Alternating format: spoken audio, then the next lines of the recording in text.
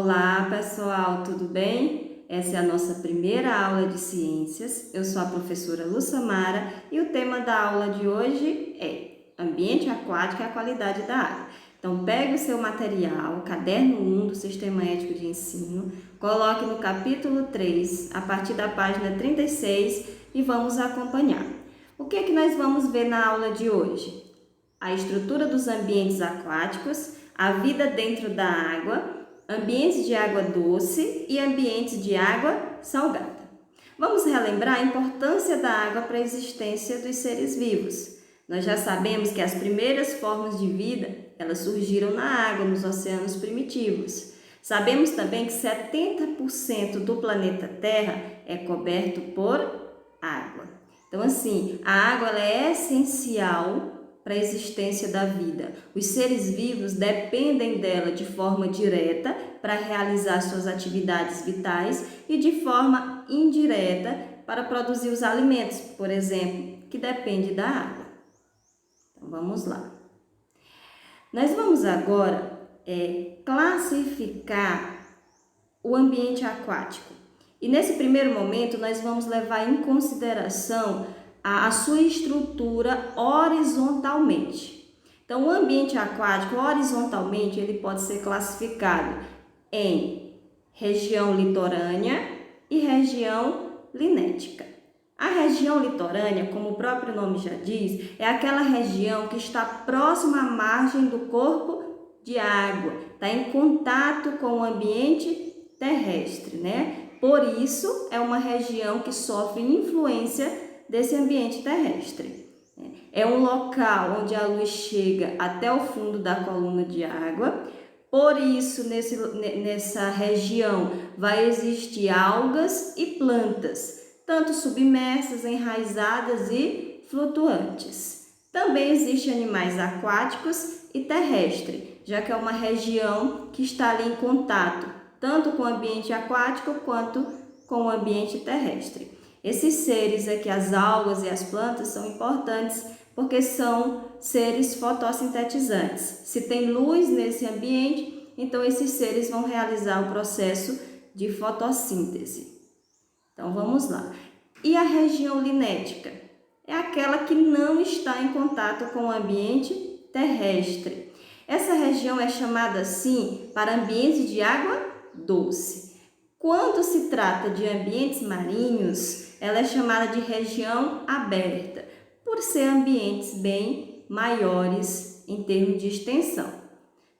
É um ambiente que vai sofrer menos influência da terra, né, do ambiente terrestre. É claro, se é uma região mais distante, então ela vai sofrer uma menor influência. E quanto maior o corpo de água, maior será essa região. Nessa área haverá diminuição da quantidade de plantas, né? Porque quanto mais distante do ambiente terrestre, menor vai ser a quantidade de vegetais ali presentes, certo?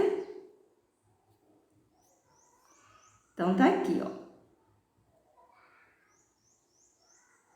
Nós temos que quanto mais próximo do ambiente terrestre, nós vamos chamar essa região de litorânea, é uma região mais rasa, tem penetração de luz, portanto tem seres fotossintetizantes, algas, plantas. E a região linética, ela está um pouco mais afastada, distante do ambiente terrestre. Por isso é uma região que vai ter uma menor quantidade de plantas e vai ter uma menor interferência do ambiente terrestre. Agora, nós vamos classificar o ambiente aquático levando em consideração a profundidade e a penetração de luz. Então, nós vamos ter duas zonas, duas regiões, a eufótica e a afótica.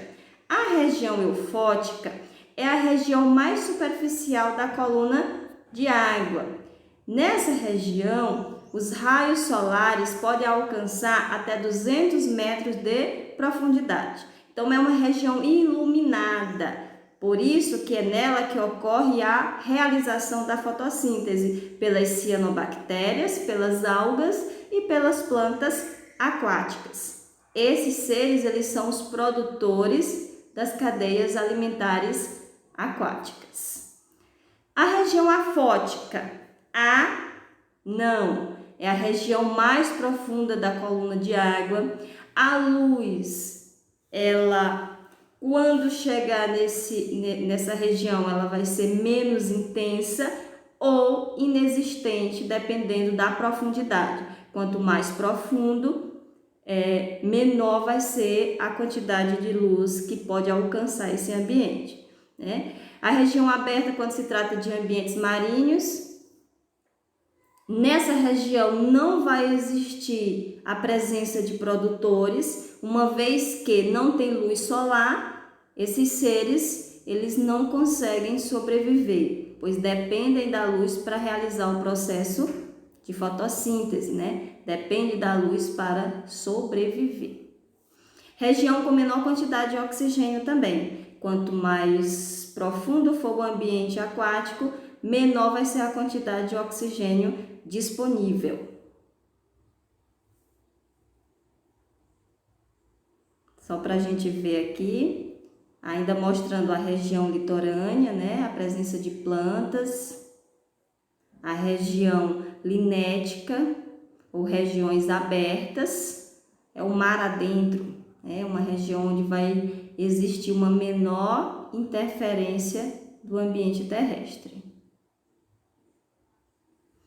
Vamos falar ainda a respeito das zonas abissais. São aquelas regiões bem profundas, né, localizadas entre 6 metros e 11 metros de profundidade.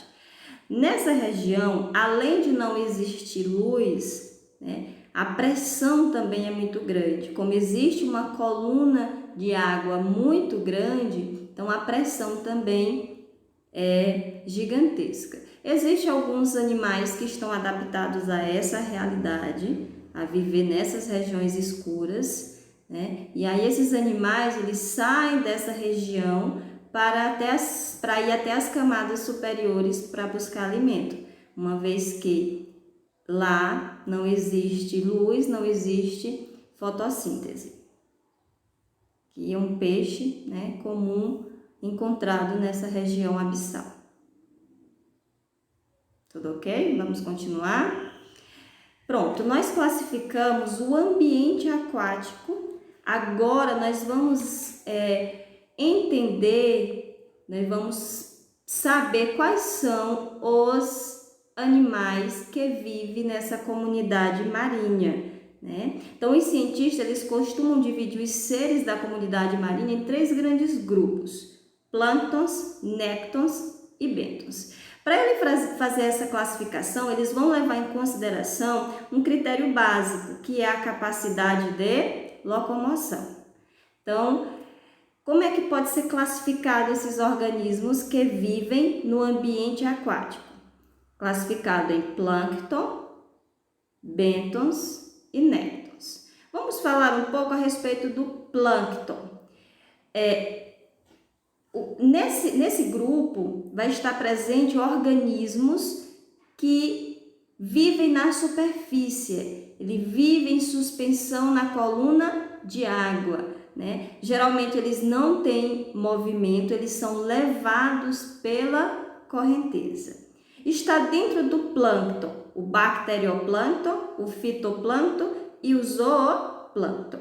Então, bacterioplâncton, como o nome já diz, são formados por bactérias, né? O fitoplâncton, formado por algas e cianobactérias, que são os seres fotossintetizantes, né? É a base da cadeia alimentar aquática.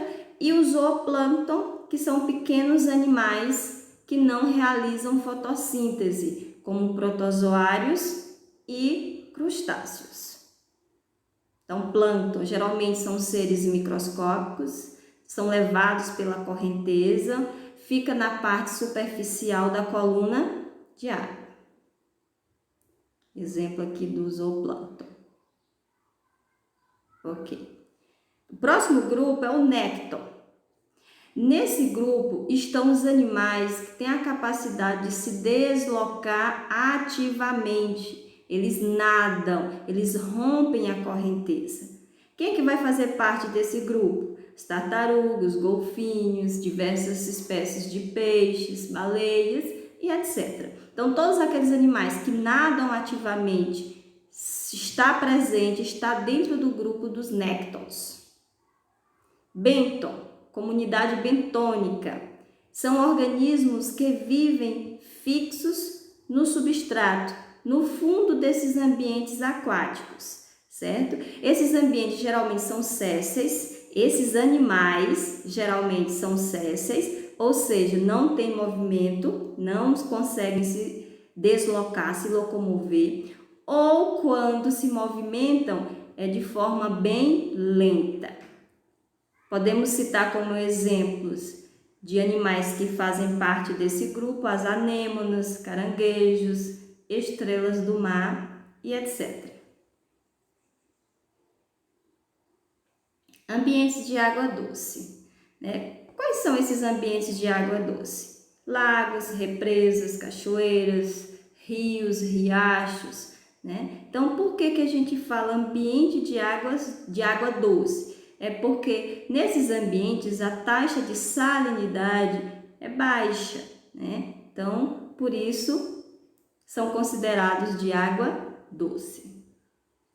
Vamos agora a um exemplo de um ambiente de água doce, que são as planícies de inundação, né? O que é isso? É um ecossistema terrestre e aquático, porque é aquela região que está em contato, né? O rio em contato com o ambiente terrestre, né? Formando as planícies de inundação. No verão, quando as chuvas são intensas, o rio aumenta de volume, né? O rio sobe e inunda o ambiente terrestre, formando essas planícies de inundação. E é um processo importante porque essa água do rio, ela vem cheia de nutrientes, deixando esse solo fértil ideal para a agricultura. E também é um local onde muitos seres vão se reproduzir, né? Então, essa planície de inundação, ela tem uma importância muito grande para aqueles animais que vivem nessa região, né? Eles usam esse ambiente para se reproduzir. Um exemplo de planície de inundação é o Pantanal Mato Grossense e a planície da floresta da Amazônia, da floresta amazônica. Pronto, nós já conhecemos os ambientes de água doce. Agora nós vamos conhecer os ambientes de água salgada.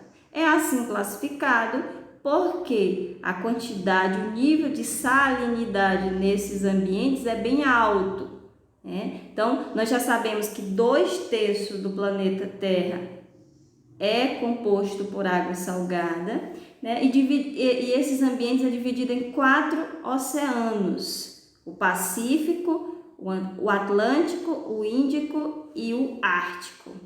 Nós vamos ter também os mares, né? Então, qual é a diferença?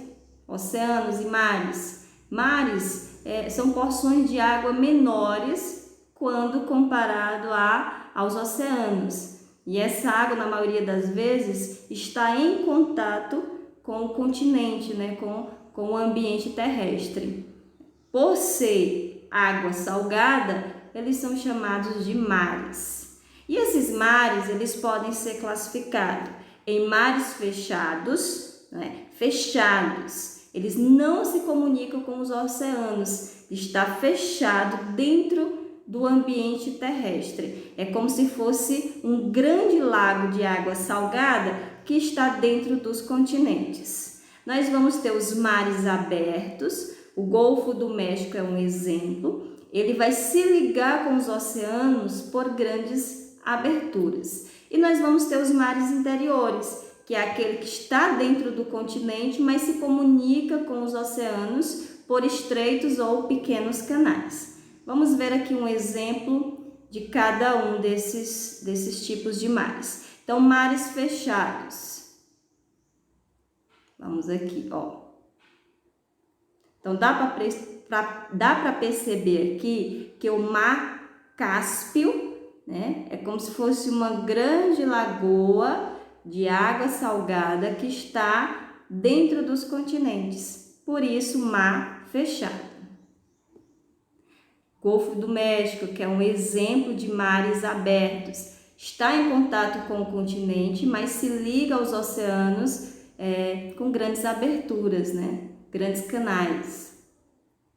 E aqui é um exemplo de mares interiores. Está dentro do continente, mas vai se comunicar com os oceanos com pequenos canais, estreitos canais.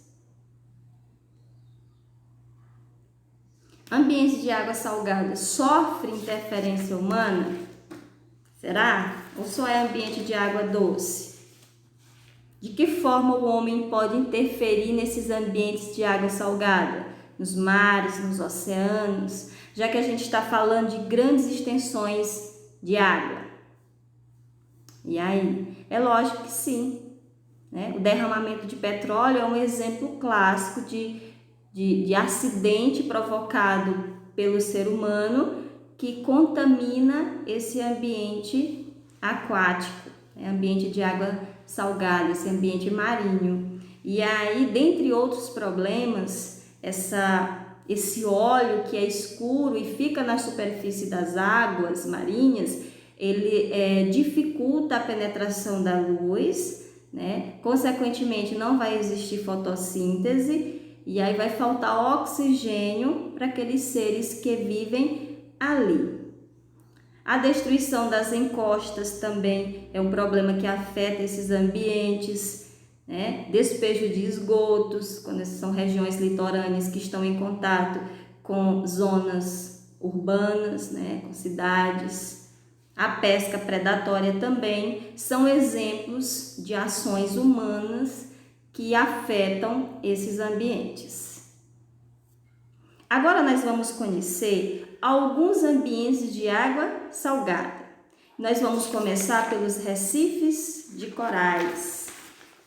Revisar, na verdade, já vimos algumas coisas a respeito desses recifes, né? Nós já sabemos que os recifes são encontrados em regiões de águas quentes, né? Regiões tropicais, subtropicais, né? A temperatura tem que estar em torno de 23 e 26 graus Celsius. Os seres ali são muito sensíveis, se aumenta a temperatura, consequentemente, alguns deles não conseguem sobreviver, certo? É um ecossistema marinho belíssimo que envolve inúmeras espécies, desde seres produtores e consumidores, né? Esse ecossistema, na verdade, está presente em águas rasas e quentes, né? Mas nessa temperatura ideal, em torno de 23 e 26 graus Celsius. Então, são inúmeras espécies que vivem nos recifes de corais. No entanto, mais uma vez, a poluição dos oceanos e o aumento da temperatura do planeta, o aquecimento global, está interferindo nesses recifes. Quem já ouviu falar em branqueamento dos corais, né? Se aumenta a temperatura, as algas, por exemplo, não conseguem sobreviver. Se as algas morrem, vai faltar o quê? Alimento e oxigênio. E aí vai afetar toda a cadeia alimentar desse recife. Então, são alguns fatores que interferem nessa vida marinha, nesse ecossistema muito bonito, por sinal. Outro ambiente de água salgada, né, são as restingas. Mas que ambiente é esse? Nós vimos que a planície de inundação é um ambiente de água doce que está ali, né, o ambiente formado pelo contato do rio com o ambiente terrestre. Já as restingas, que é o ambiente de água salgada, ele é aquele ambiente que está em contato do oceano com o ambiente terrestre. Então já dá para perceber que esse ambiente ele vai apresentar, ele é arenoso, né? E ele vai apresentar uma taxa de salinidade muito grande, né? Está em contato direto com os oceanos.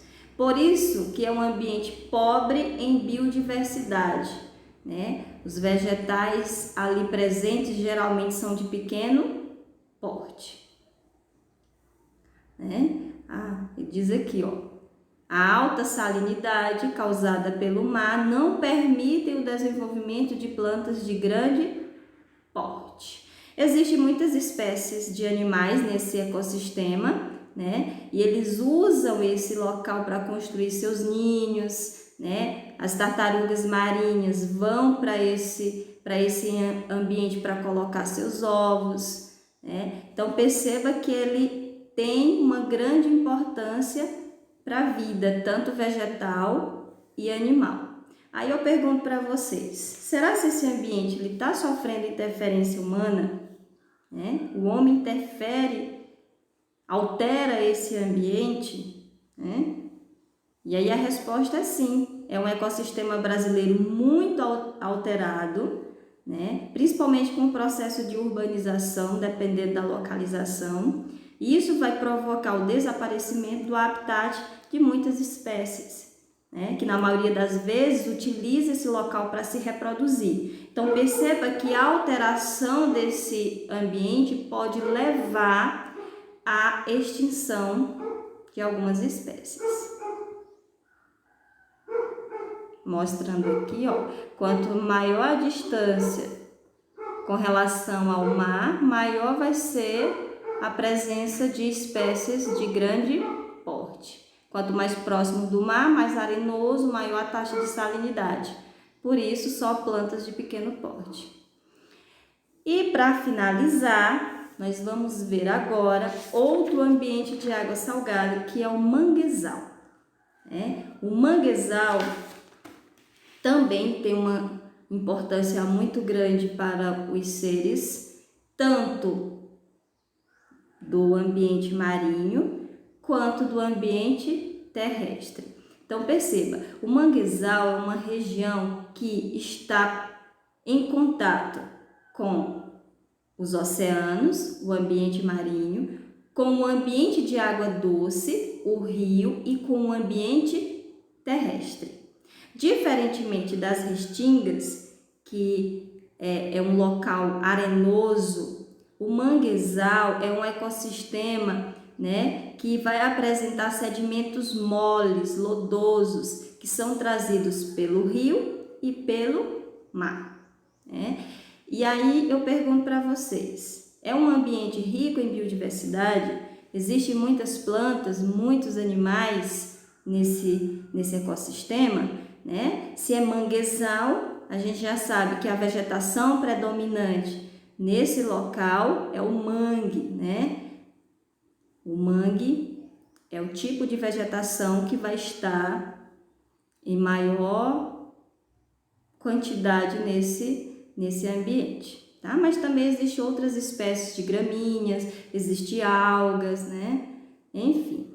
E quando se trata de fauna, que animais nós podemos encontrar nos manguezais, né? Então, inúmeros. O caranguejo é um exemplo clássico de animais que nós podemos encontrar aí nesse ambiente. E mais uma vez é importante lembrar que esse ambiente ele serve de berçário para muitas espécies, né? Assim como a restinga no manguezal, muitos animais vão até lá para se reproduzir, colocar seus ovos, né? Então, destruindo o manguezal, você vai estar destruindo o habitat de muitos animais, podendo levar à extinção de algumas espécies. Certo? Então, pessoal, por hoje é só. Agora eu quero um roteiro de estudo dessa aula de hoje. Você vai fazer o exercício do livro didático das páginas 47, 44, 47 e 48. Tudo bem?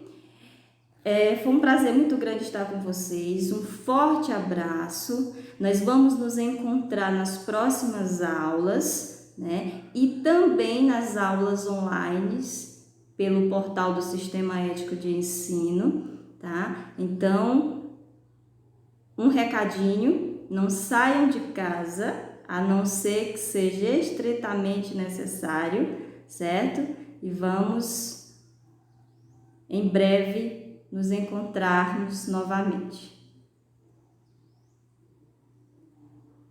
Um forte abraço a todos.